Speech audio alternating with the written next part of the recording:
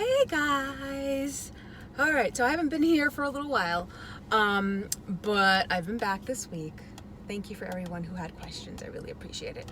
Anyway, we're going to try to make this quick. I know I say that every time, but I have a limit on these things.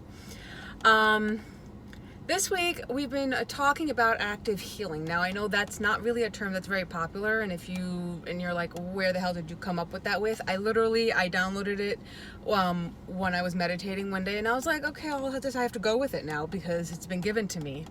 But really what that is, and if you didn't read the blog post, I'll just quickly recap it for you. Active healing is really going back into a situation that triggers you and seeing what gets triggered again, and then actually using all the tools you've gathered up in your healing process, using them all while you're in the midst of that trigger to actually go and heal the triggers that are coming up. Now, I'm using this in reference to because for those of you who don't know, I've moved from Colorado back to New York, and I am living in my parents' house currently. And there was a plan, there was a reason why I thought I was moving back, and everything kind of fell through. So now I'm dealing with this void. And that's a term that's been coming up a lot, so I'm just going to use it. That I'm just in limbo right now. I really don't, I feel really directionless. I feel ungrounded, even though that's not technically true. I've been using this term, I feel untethered, but I am grounded. Like, I am very sure that everything's going to be okay. I'm focusing on what I can focus on and what I can change, what I can work with, and working really hard not to worry, A, not worry, but B, also not worry about things that I can't do anything about at the moment. And that is, again, this is a product of all the work that I've done over the last 10-ish years. Now that I'm back in this situation, and I've been going through this, trying to figure out why I put myself into this situation again, because I made the choices to come here. So I'm not by any means a victim. I am in this situation because I chose to be here. So I'm trying to figure out, what is it that God's source, my soul, is trying to get across to me? What is it that I have to do to finally graduate from this? And part of it is understanding that healing is a spiral. And if for any of you science nerds, I know there's a few of you on here that are science nerds like me, we know the DNA is a double helix, and it runs in this double spiral that is running around itself. Healing is just like that. You will come across the same things, same situations over and over again, but you will just be at a higher vantage point. Now, when that happens, it's actually a good thing, because you're able to look at the same situation being more and more detached from it, which allows you to integrate whatever other lessons you need to come out, but eventually you will be so far out from it that you will just be like, well, I used to have this wound, I had that trauma, and now I don't operate from there anymore, but I know what that's like. So that's in your memory bank, but it's not necessarily a part of who you are. It may have been at one point, and then you've integrated it and you transform it, and all of a sudden it's something different. But it's a reminder that we do all at some point have these wounds that feel really fresh and really raw, and when we don't know what the hell we're doing with it, and why are we here again, and I thought I had moved past this, and all this stuff is going through your head.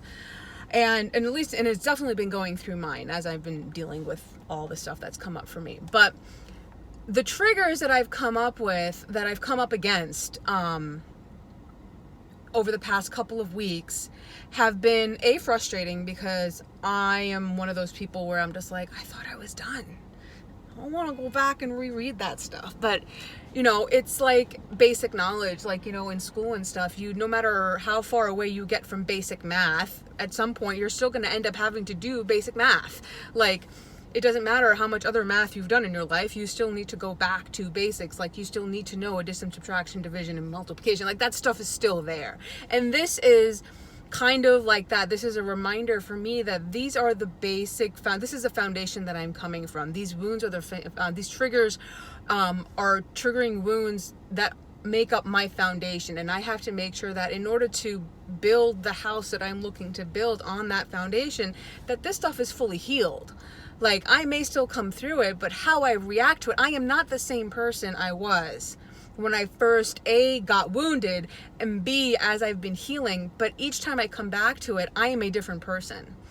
I do more work, I do have more growth, and I change and I evolve and I integrate and I change. So while the wound might still get triggered, who I am and my choice of response to it is going to be different. And that's really the test, is how do you respond when you're confronted with this thing that you thought you were done with?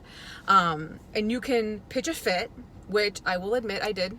And then you can see, or you have a choice of, I have all these tools in my toolbox now.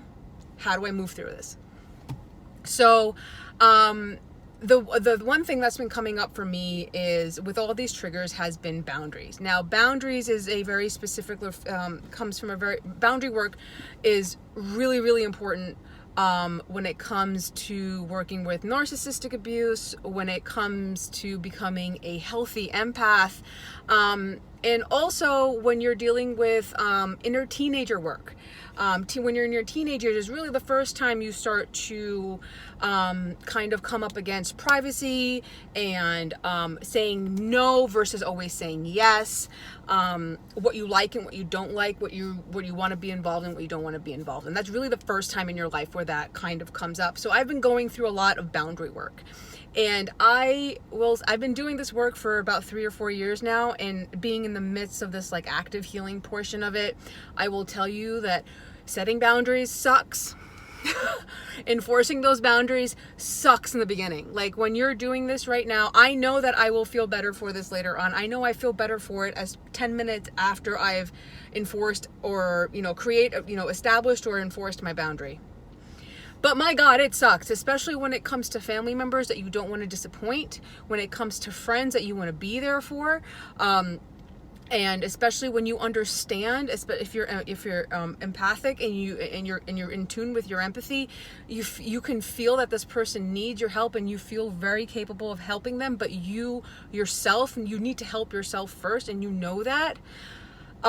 Boundary work sucks in the beginning until you get used to it, until you get used to the discomfort it creates. And it's really just a product of the society that we live in, where having boundaries is not necessarily always appreciated by people. But anyway, I know I'm like going off on a rant. It's been a while since I've done one of these, so bear with me.